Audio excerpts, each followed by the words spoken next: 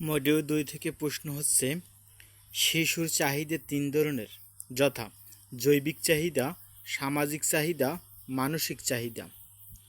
শিশু অধিকার সনদে ৫৪টি ধারা রয়েছে। এই ধারাগুলোকে ৫টি গুচ্ছে ভাগ করা হয়েছে: সুরক্ষার অধিকার, বিকাশের অধিকার, অংশগ্রহণের অধিকার, বেঁচে থাকার অধিকার, সমাবেশীকরণের অধিকার। শিশু বৃদ্ধি কাকে বলে? শিশুর বৃদ্ধি কাকে বলে? দৈহিক আকার আকৃতিতে শিশুর মধ্যে যে পরিবর্তন ঘটে তাকে শিশুর বৃদ্ধি বলে। শিশুর বিকাশ কাকে বলে? আচরণ, দক্ষতা, কার্যক্ষমতা ও যোগ্যতাতে শিশুর যে পরিবর্তন ঘটে তাকে শিশুর বিকাশ বলে। শিশু বিকাশের ক্ষেত্রসমূহ ৪টি, যথা শারীরিক ও পেশির কার্যক্ষমতার বিকাশ, ভাষা ও যোগাযোগের বিকাশ, বুদ্ধিবৃত্তিক বিকাশ। ELDS এর পূর্ণরূপ কি? Early learning and development standards. মস্তিষ্কের কয়টি অংশ? ২টি অংশ, বাম অংশ, ডান অংশ। শিশুর জীবনের প্রথম ৫ বছর পর্যন্ত মস্তিষ্কের বিকাশ বেশি হয়। একটি শিশুর মস্তিষ্কের পূর্ণতা পায় দুইভাবে: আকৃতিগত বৃদ্ধির মাধ্যমে, সংযোগ বৃদ্ধির মাধ্যমে। মস্তিষ্কের একটি কোষ সর্বোচ্চ ১৫,০০০ কোষের সংযোগের সাথে সংযোগ করতে পারে। শিশুর বুদ্ধিবৃত্তিক বিকাশের স্তর। ইন্দ্রিয় পেশির সময়কাল ০ থেকে ২ বছর, প্রাক প্রায়োগিক স্তর ২ থেকে ৬ অথবা ৭ বছর, বাস্তব প্রায়োগিক স্তর ৮ থেকে ১১ বছর, রীতিবদ্ধ প্রায়োগিক স্তর ১১ বছরের বেশি।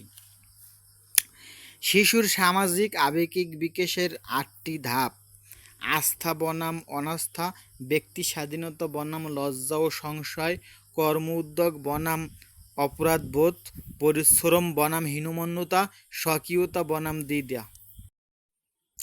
ঘনিষ্ঠতা বনাম বিচ্ছিন্নতা, উৎপাদনশীলতা বনাম স্থবিরতা, সম্পূর্ণতা বনাম নিরাশা। জাতীয় শিক্ষানীতি ২০১০-এ ৫+ বয়সী শিশুদের জন্য ২ বছর মেয়াদী প্রাথমিক শিক্ষার বিধান উল্লেখ করা হয়েছে।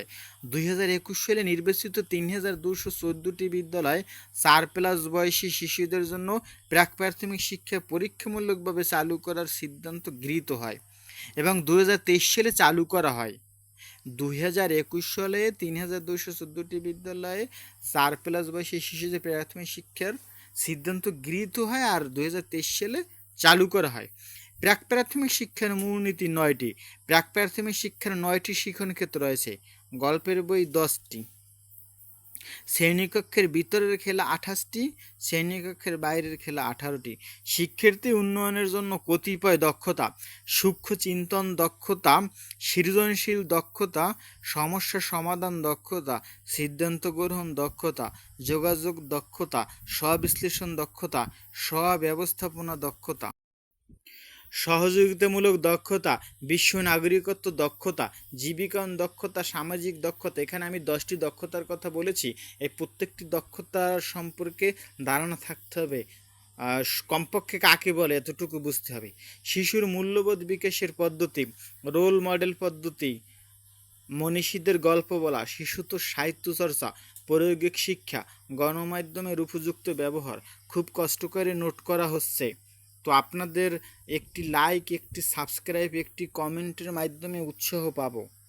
একটি লাইক, একটি কমেন্ট করতে যদি এত কষ্ট হয়, তাহলে আমি কষ্ট করে কীভাবে ভিডিও করি? পরবর্তী পর্ব পেতে সাবস্ক্রাইব করে সাথেই থাকবেন। ধন্যবাদ সবাইকে।